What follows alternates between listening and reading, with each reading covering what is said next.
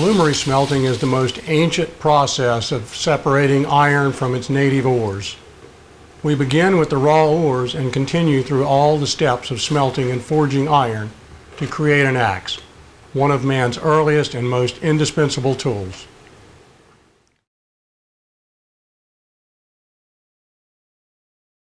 The first step in making iron is finding rock that contains enough iron to smelt. Geological surveys and historic documents helps narrow down the search to find an ore source. We are also lucky enough to have an ore sniffing dog.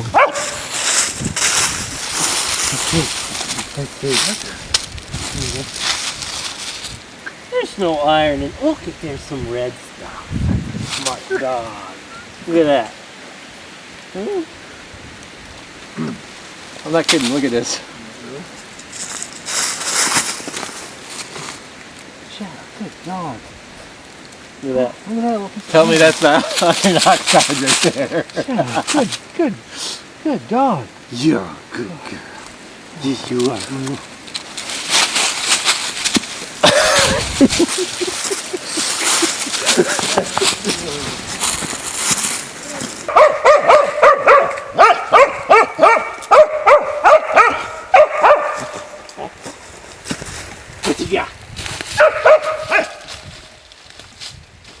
After the ore dog has located a good source of iron ore, the real work begins. Good.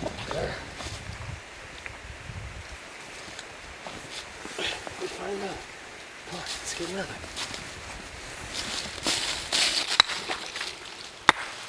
First, the ore is broken into smaller pieces.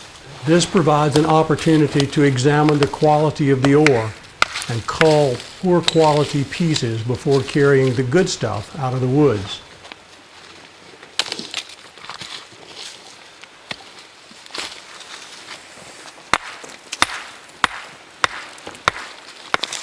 The ore that's found here is a good quality ore that looks like good, rich, dark chocolate when you break into one of the rocks.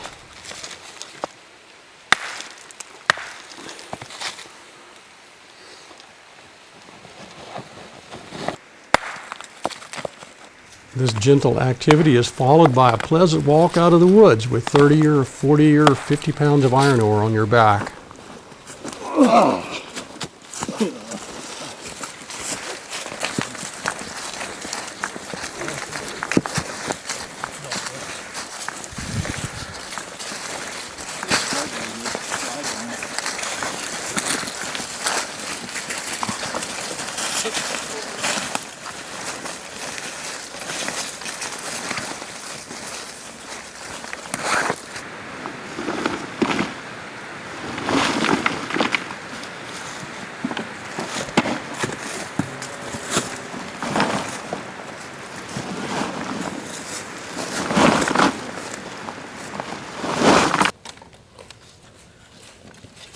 Iron ore is an iron oxide combined with water in a crystalline form. Basically, it's rust. Before smelting the ore, it's roasted in an open fire to drive out the water. Breaking the ore into smaller pieces first allows it to roast evenly and thoroughly.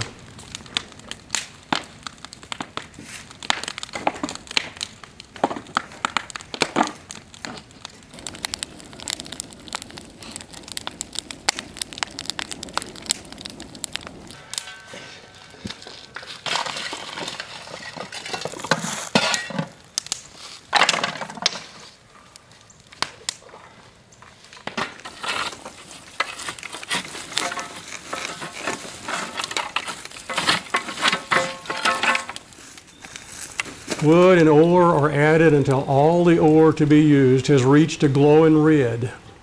After the ore has cooled, it'll be lighter in color and, more importantly, friable enough to be easily crushed.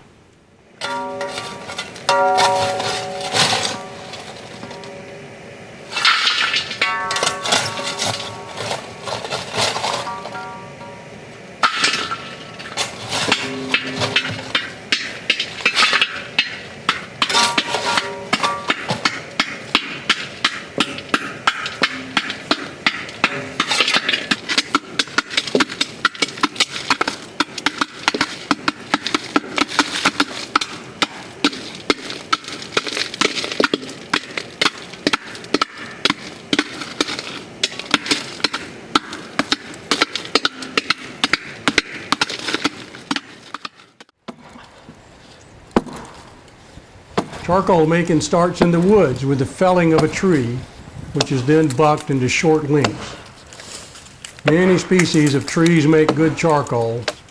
We've selected an ash tree because it requires very little drying before it's charred.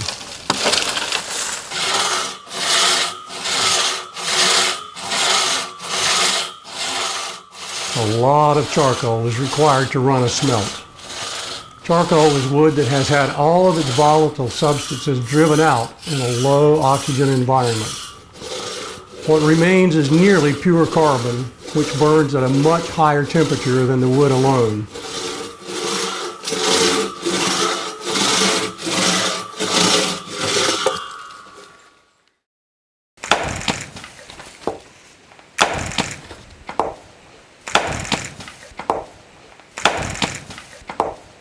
Back at the shop, the wood is split into small pieces so they will char thoroughly and evenly. There are many different charcoal making methods. We've chosen 55-gallon drums as convenient charcoal kilns. After filling the barrel with wood, a fire is lit on the top. The fire burns downward against the airflow coming up from the vents in the bottom of the barrel. Capping some of the vents reduces the airflow after the fire is well started. When the wood is charred thoroughly after 5 or 6 hours, all the vents are closed and the lid is hammered on tightly to extinguish the fire.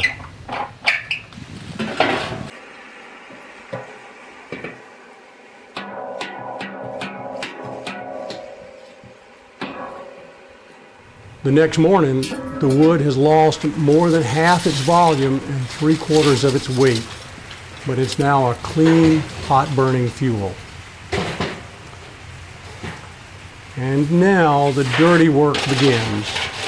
Chopping the charcoal to the proper size and sifting out the fines. This smelt will require approximately 140 pounds of chopped and sifted charcoal. Each barrel can produce about 25 pounds of charcoal, so 6 barrels of charred wood are necessary for this smelt.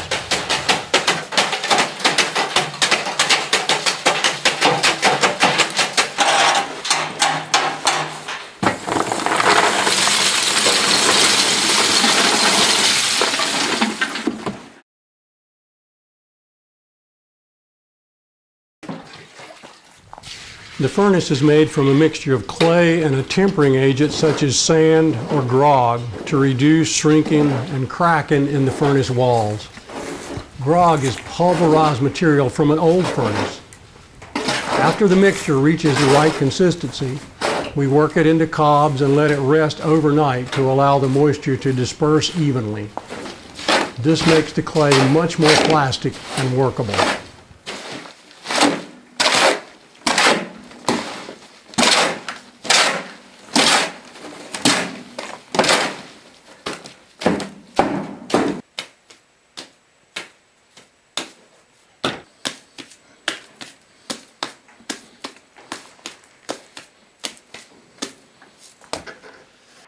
While the cobs are aging, a form is built to the internal dimensions of the furnace. The form could be built of any firm and flammable material. For example, a bundle of twigs, canes, or rushes. We prefer to spend a little more time constructing a wooden form, since a more symmetrical and even furnace will last longer.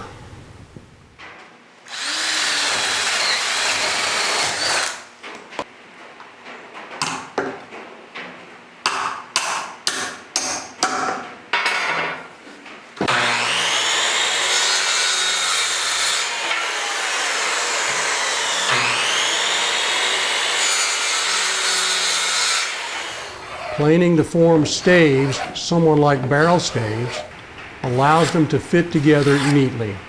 Though they don't need to contain water or flour, they do need to keep the clay from squeezing between the joints to the inside of the form. This would create a rough interior that would shorten the life of the furnace.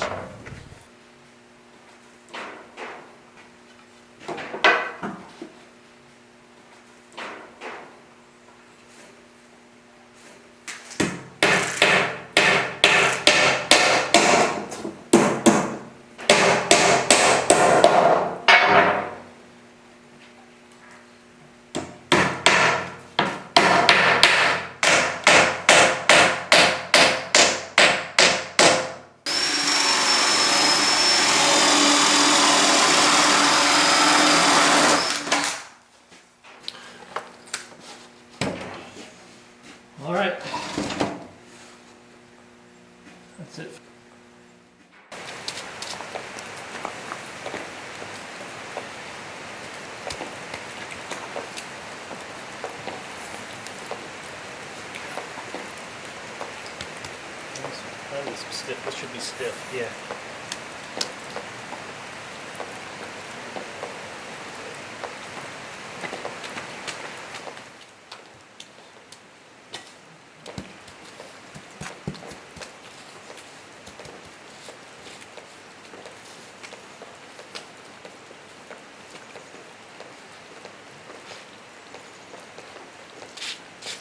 If built with care, the furnace can last many smelts.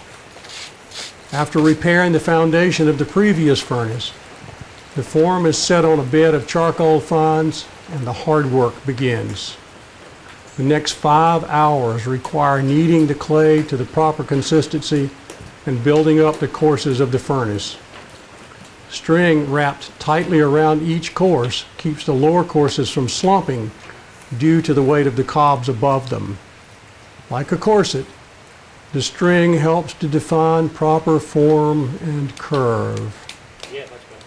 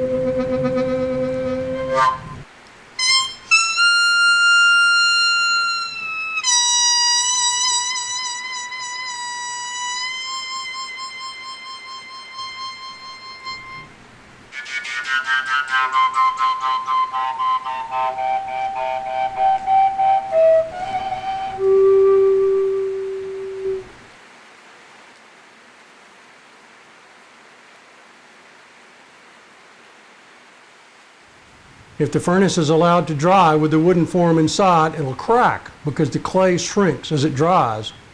It's better to fire it immediately. First from the outside to create a hard, leathery shell that'll support the still moist clay of the inner wall. Then an opening is cut in the bottom before burning out the form. As the furnace dries, this opening is enlarged to create the tap arch, through which the bloom will be removed.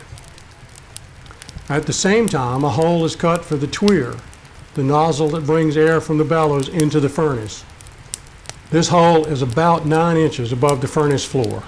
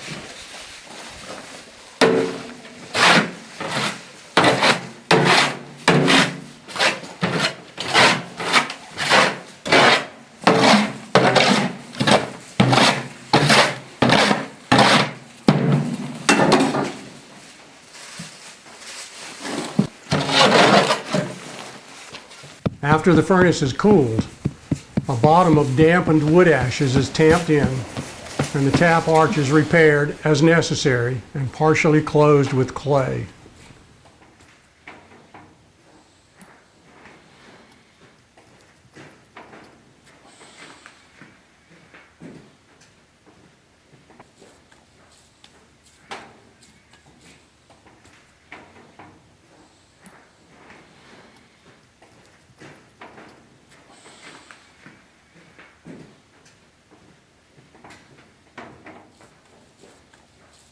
The angle of the tweer is very important to the shape and quality of the final bloom. For this furnace, the perfect angle is 17 degrees from horizontal. A small fire dries the tap arch, and the furnace is ready to go.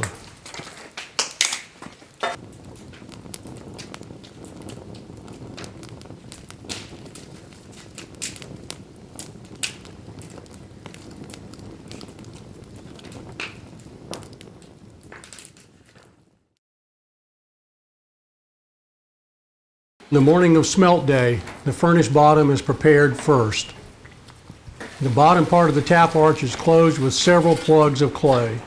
The newspaper creates a release so that we can easily remove the plugs one at a time later in the smelting process. Then a bed of charcoal fines is tamped from the pounded ash floor to within a few inches of the tweer. The charcoal bed determines where the bloom will initially form.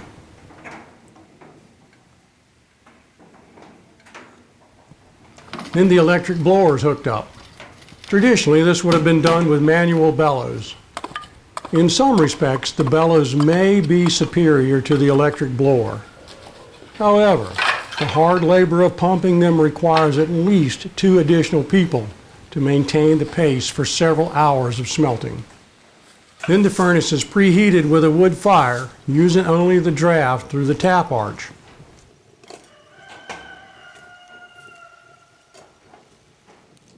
The preheat lasts about an hour and a half.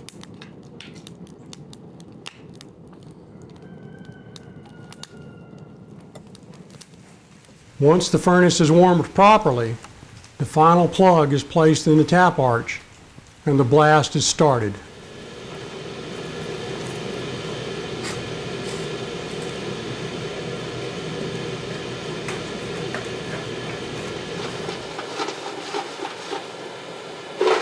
When the air blast brings the furnace up to temperature, the furnace is charged with alternate layers of charcoal and iron ore. The level of the furnace charge drops every few minutes and is replenished, first with charcoal and then ore, always keeping the furnace full. At first, only a little bit of ore is charged with lots of charcoal.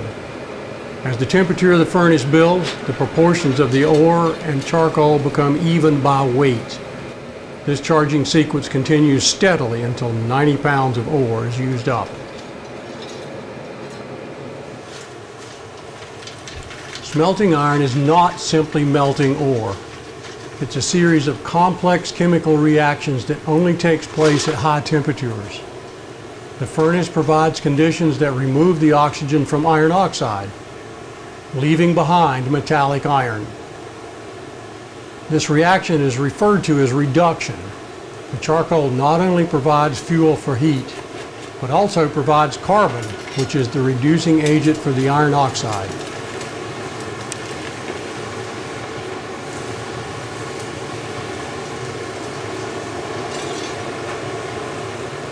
Three hours later, after about 50 pounds of the ore has been charged, the tap arch is opened to begin tapping the slag.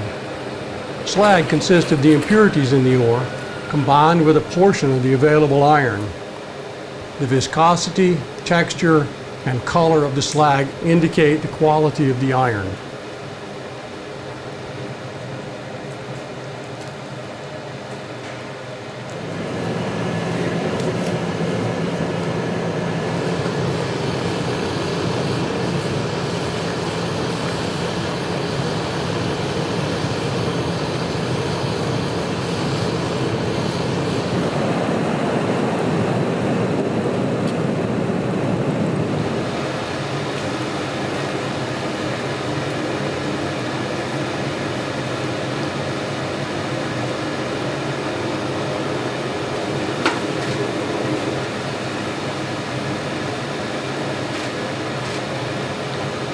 Five hours and 90 pounds of ore after the first charge. No more charcoal is added. This allows the furnace to burn down before the tap arch is opened.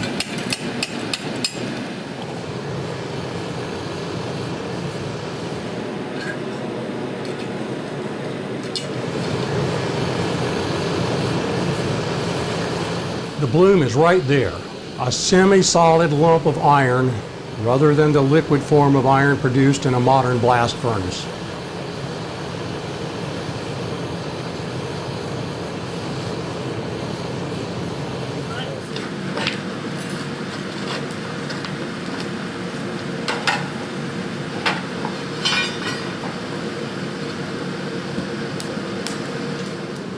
The bloom is stuck to the furnace with gooey slag and must be gently pried loose and then turned on its side to remove it from the tap arch. Okay, roll it up. Roll that edge again. There you go. Come on, baby.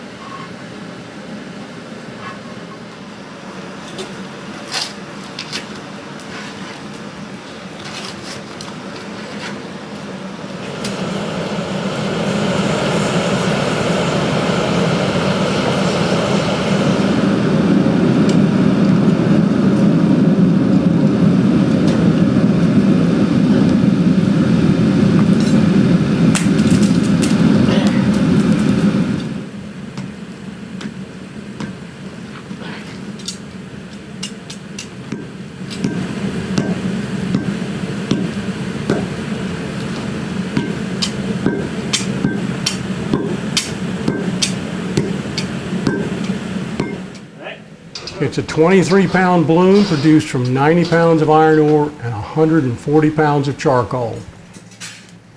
The bloom is hammered into a nice round biscuit. This big lump of iron will never be as hot through and through as it is now. And so it must be cut into smaller, workable pieces immediately.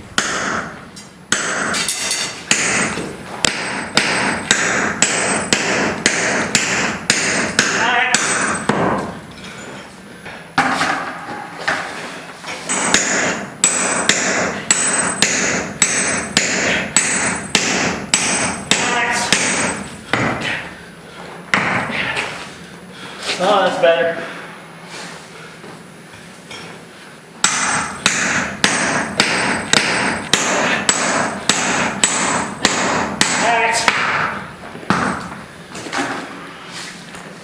I think we're gonna get it.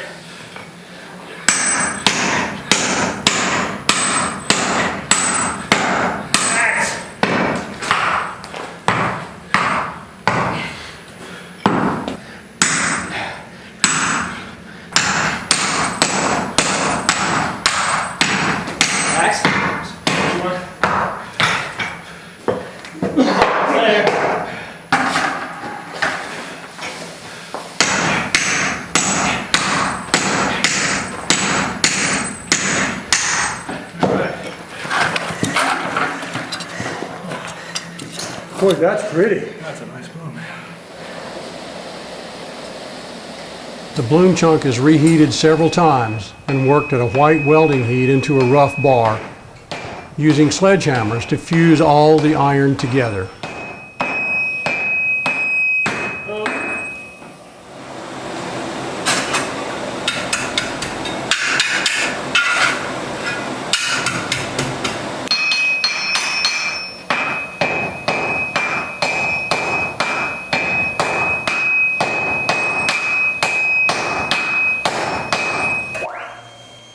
When the iron is thoroughly welded, it's then drawn into a bar with the power hammer.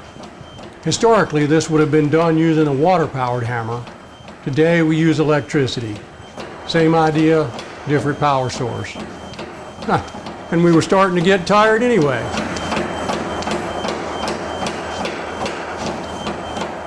The crisp, sharp corners of this bar tell us we've made some very nice iron indeed.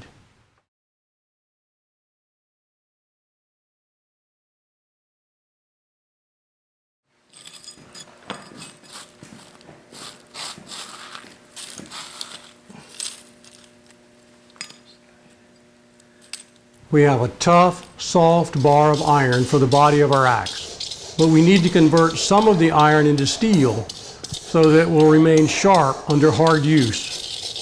Steel is made by adding a small amount of carbon to the iron, which radically alters the metal's physical properties. After preparing the flux from crushed and sifted slag, a piece of the bloom will be remelted twice. The first melt removes impurities in the iron. The second melt adds carbon to the iron.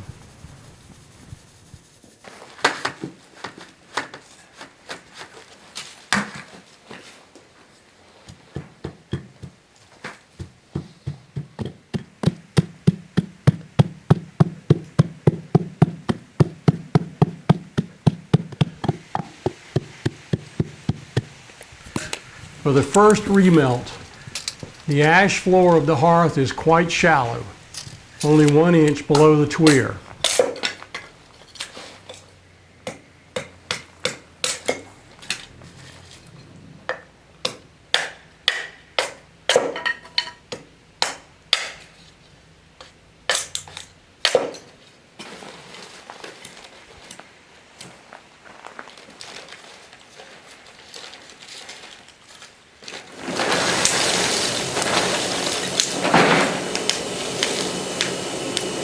After a charcoal fire is lit, a piece of bloom is put into the hearth to heat, and then held just above the air blast to melt.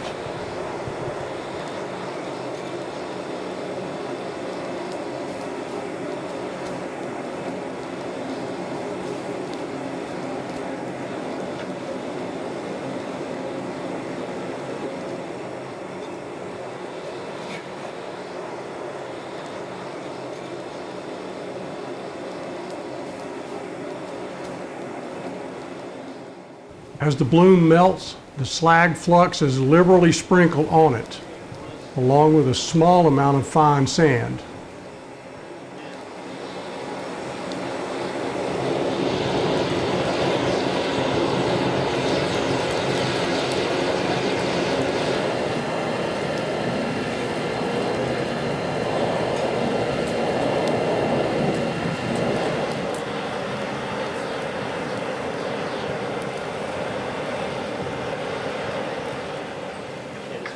It will be gentle, okay? Patty cake. I just want to flip that.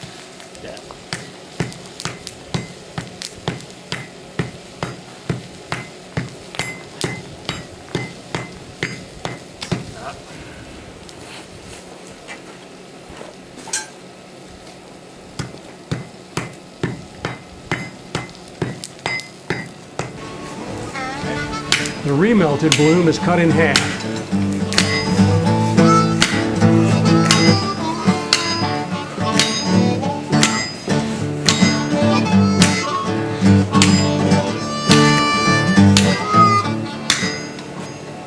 The floor of the hot hearth is scraped out and pounded to a depth of approximately 3 inches below the tweer, and one of the new halves is forged and folded into a rough bar.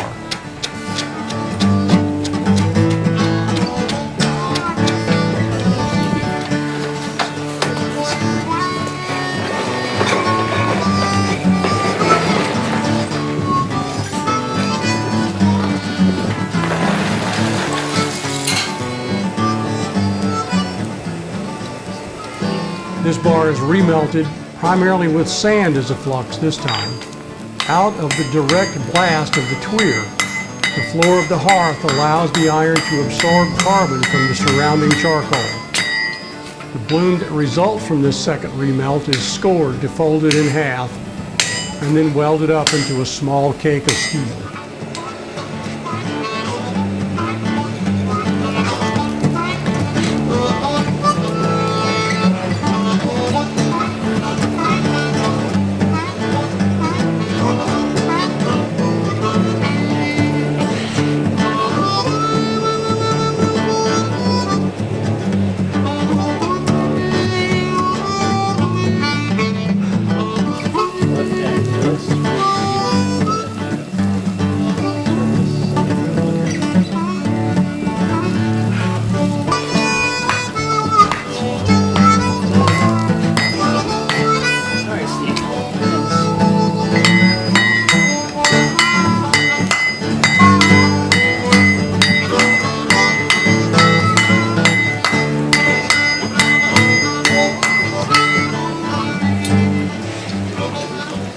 Go stand up. Yeah.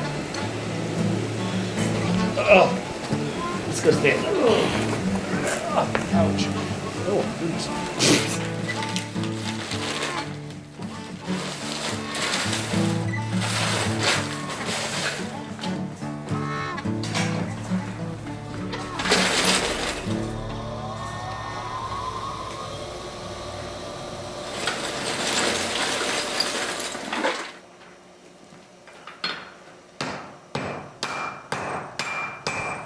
This cake of steel is then folded and welded several times to homogenize the new carbon content.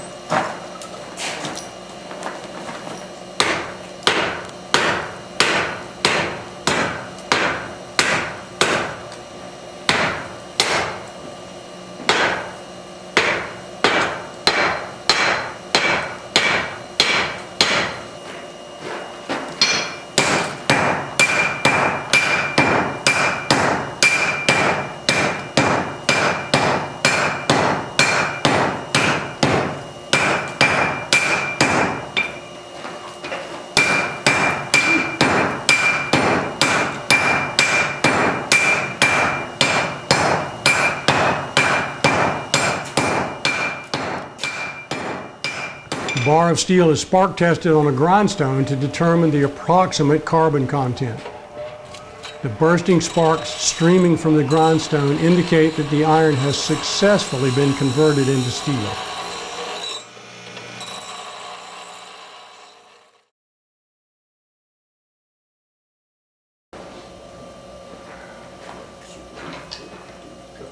Now we've got the materials to make an axe, iron and steel, ready at hand.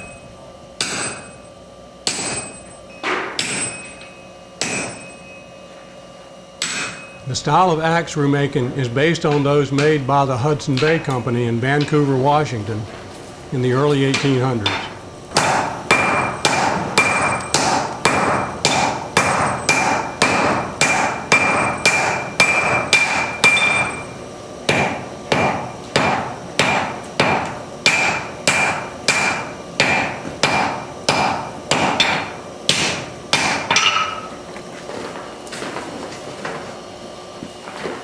Going to score most of the way through and then come back and punch.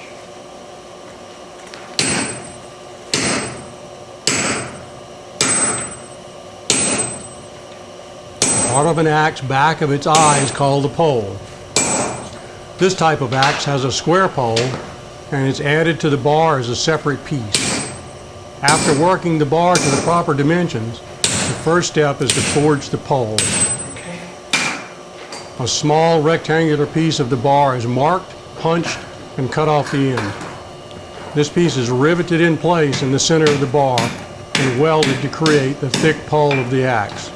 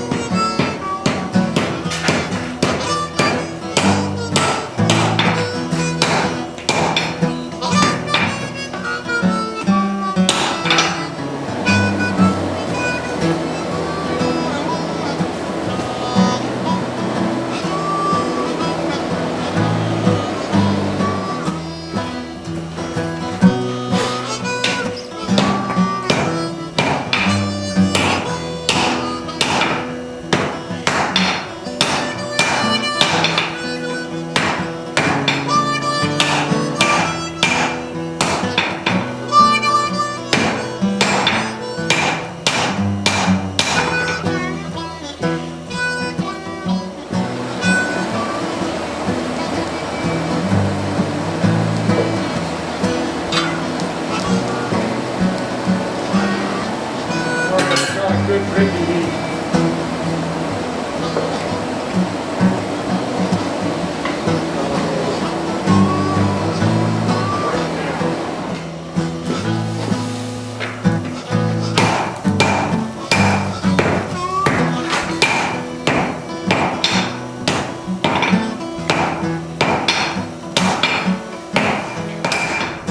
With the pole welded in place, the bar is bent around to create an eye for the axe handle.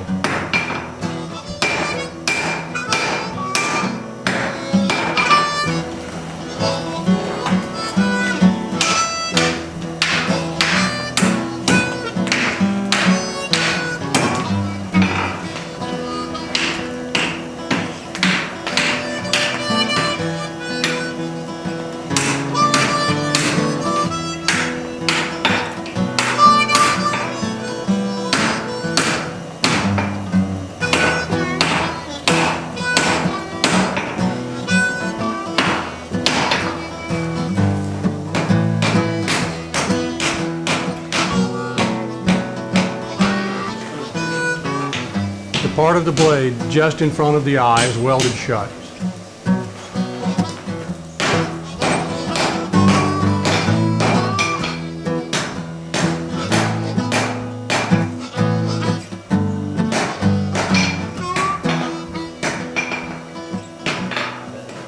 small notch in the bottom of the axe blade, characteristic of many axes, is then cut in with a set hammer.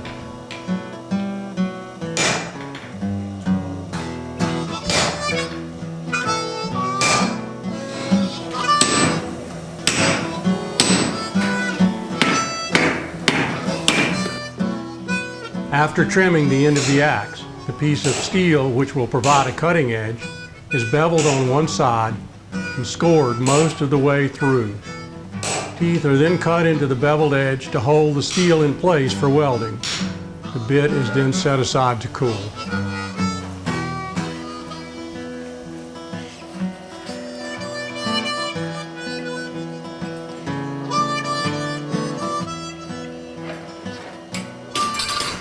The unwelded portion of the blade is split down to the width of the steel bit. While the axe is still hot, the cold bit is buried completely in the iron and broken off from its parent bar. Then the bit is welded in and the axe is forged into its final shape. Ready? Yep.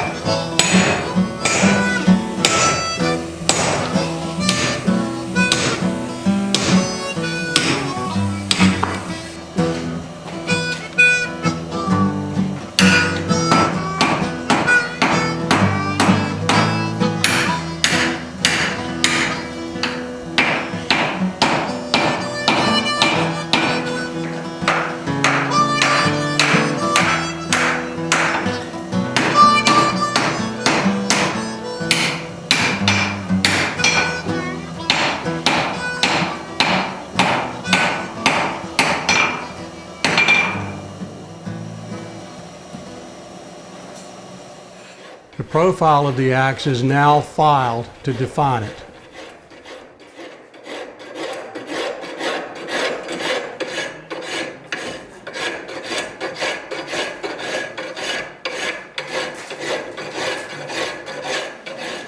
Now the axe must be heat treated. The steel is then hardened by quenching it in water from a red glowing heat. While this will hold a sharp edge, it's much too brittle. It needs to be made tougher by tempering, heating it again to a much lower temperature. We've used earth, air, fire, and water, the four ancient elements, to make an ancient tool.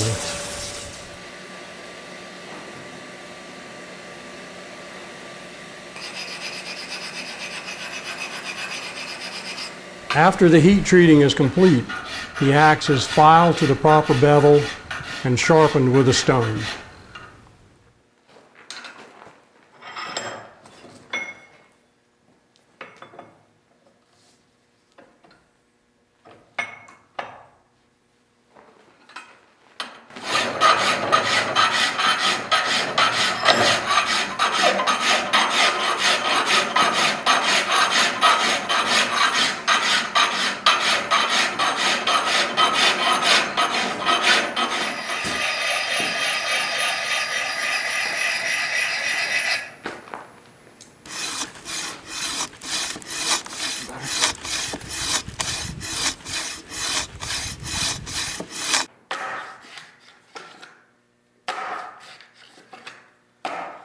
An axe is not complete without a handle. Hickory is harvested, dried, rough-shaped, and shaved to fit both the axe and its user.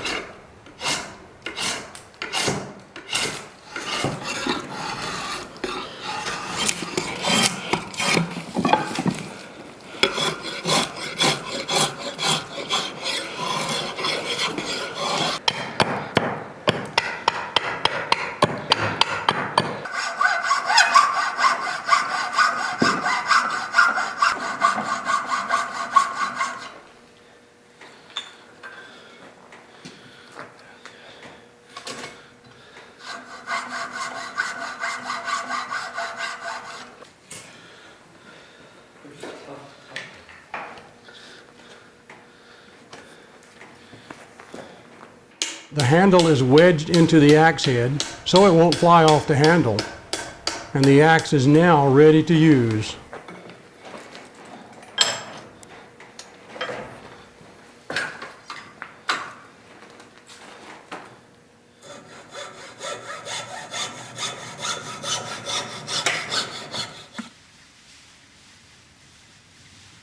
The smiths return to the forest with a new axe to fell another tree for fuel for a new smelt. War Dog is off duty and gets to chase squirrels. We have come full circle. This has been a journey to understand the ancient means of making iron, to reproduce that method, and to generate a material that has not been available to Western blacksmiths for nearly 200 years. That's good firewood, but bad charcoal. Yeah, yes. Huh. It circles up and then you hit it to cut it and it busts up into A little tiny bit. Yeah. Huh.